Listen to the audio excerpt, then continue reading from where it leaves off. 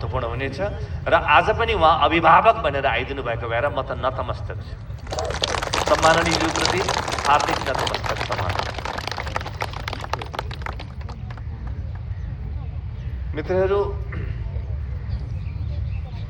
यो कुनै पनि कुराको नेतृत्व लिनुभन्दा पहिले, लिडरसिप लिनुभन्दा पहिले ओनरसिप लिनुपर्ने हुन्छ। ओनरसिप पछि बल्ल लिडरसिप आउँछ।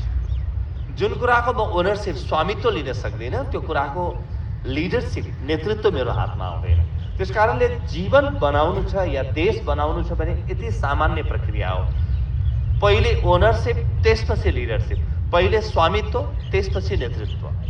त्यसकारणले नेपालले जति ओनरसिप, यसको स्वामित्व लिँदै जान्छ र प्रत्येक व्यक्तिले, सरकारले मात्रै लिएर पुग्दैन। आज यत्रा यो चाहिँ आरोग्यका अभियन्ताहरू हामी भेला भएका छौँ, सबको हो, यो सबको हो। प्रत्येकले ओनरसिप लिने बित्तिकै त्यसपछि लिडरसिपको अध्याय प्रारम्भ भइहाल्छ।